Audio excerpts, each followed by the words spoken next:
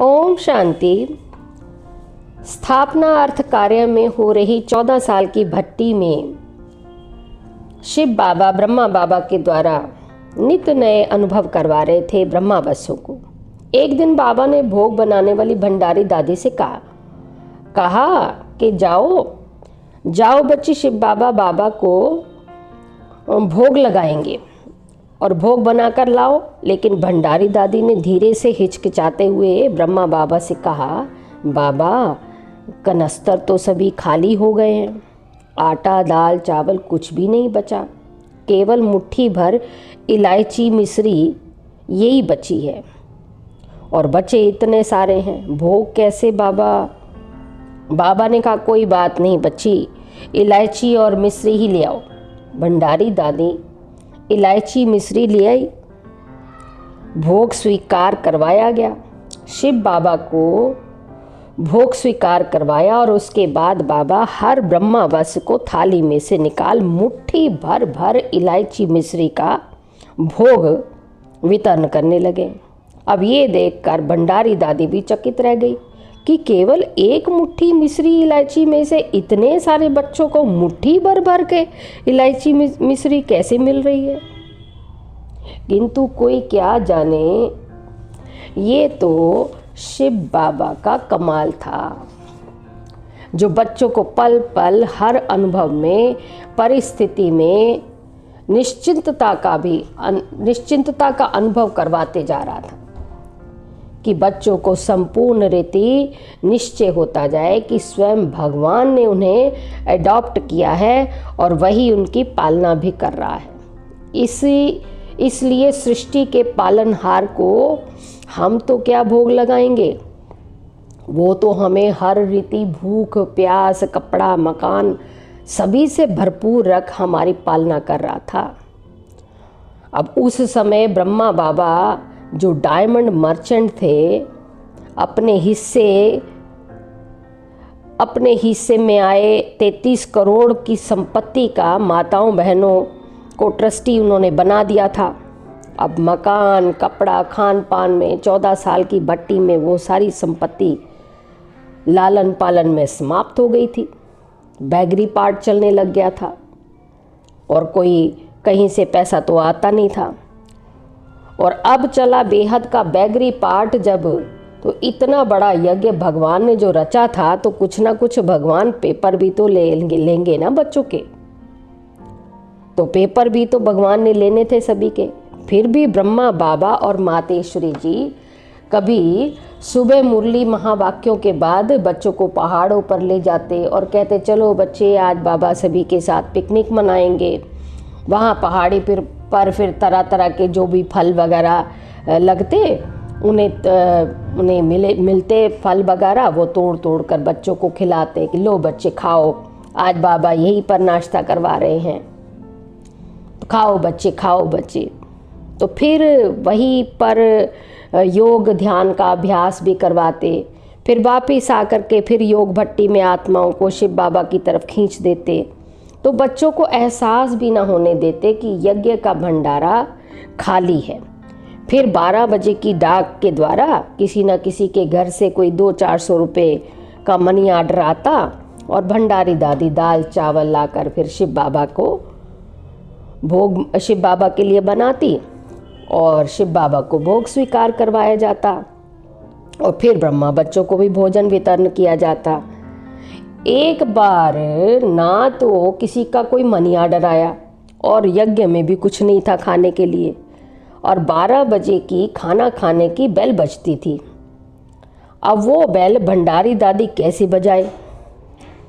फिर वो चुपके से आकर ब्रह्मा बाबा को कान में बताती है कि बाबा आज तो अभी तक कुछ भी नहीं आया, किसी का मनी ऑर्डर भी नहीं आया, बाबा को भोजन कैसे मैं? बाबा ने सभी बच्चों को कहा, शिव बाबा कह रहे हैं आज 2 घंटे की तपस्या एक्स्ट्रा करनी है, उसके बाद भोजन मिलेगा। अब कह तो दिया ब्रह्मा बाबा ने, किंतु भंडारी दादी सोचती कि अब तो डाक का टाइम भी निकल गया, बाबा ने ऐसे ही 2 घंटे तपस्या के लिए क्यों कह दिया।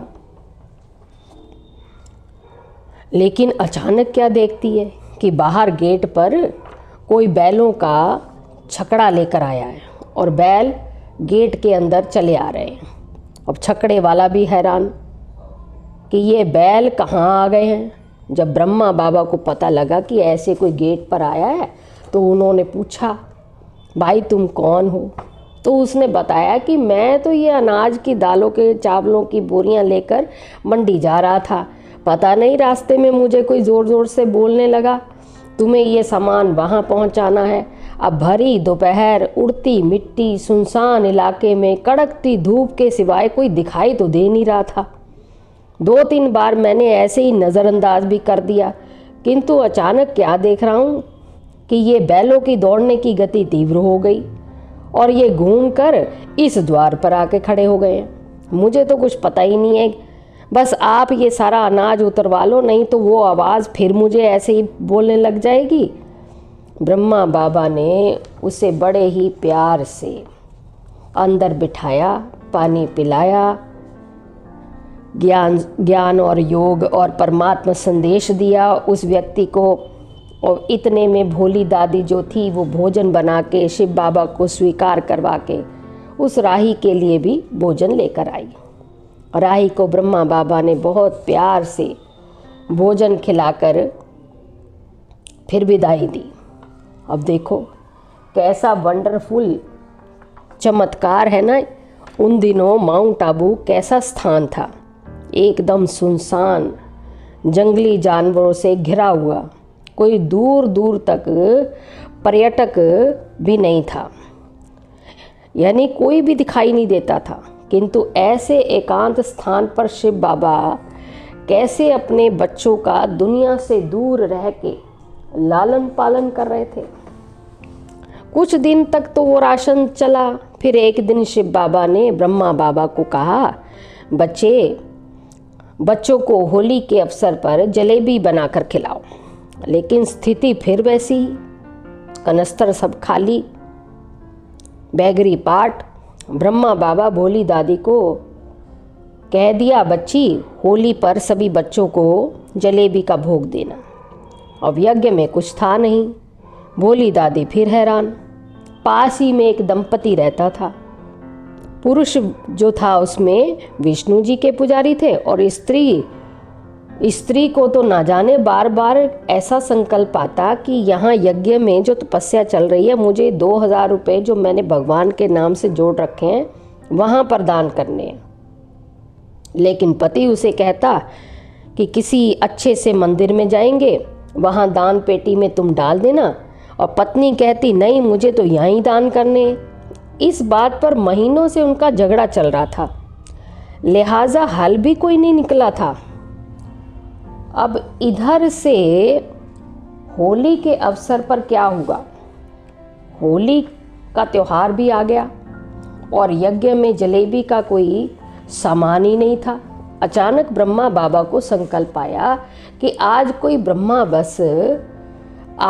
ब्रह्मावश रात को सोएगा नहीं। आज पूरी रात हम योग तपस्या के लिए शिव बाबा ने मुझे कहा है कि पूरी रात योग तपस्या करनी है।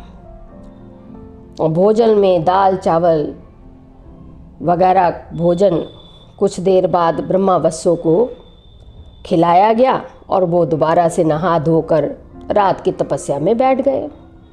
लाल बत्ती जली हुई थी।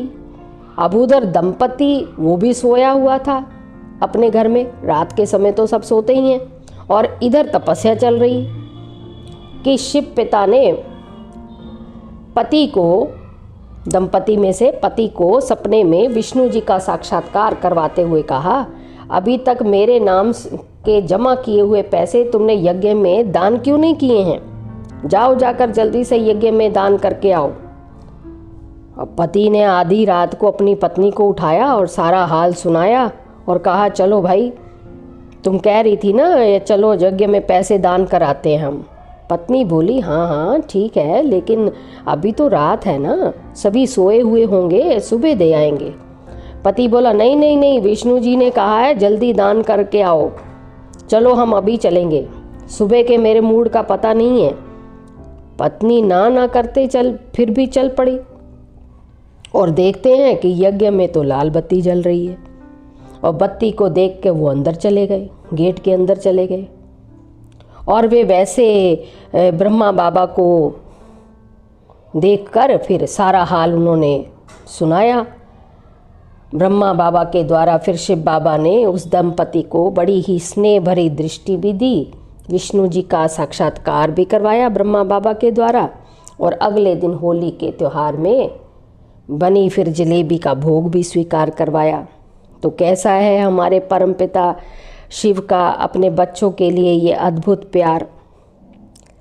तो इस तरह से शिव बाबा अपने ब्रह्मा वत्सों की परीक्षा भी लेते रहते, और यज्ञ इतना बड़ा उन्होंने जो चलाया है उसके प्रति एहसास भी करवाते रहते कि ये यज्ञ कोई इंसान नहीं चला रहा है, किसी के बस की बात ही नहीं है, ये तो केवल एक भगवान ही इतने बच्चों को पालन भी करवाता है और इतनी परिस्थितियों में भी अपने बच्चों को किसी भी चीज़ की कोई कमी नहीं रहने देता है।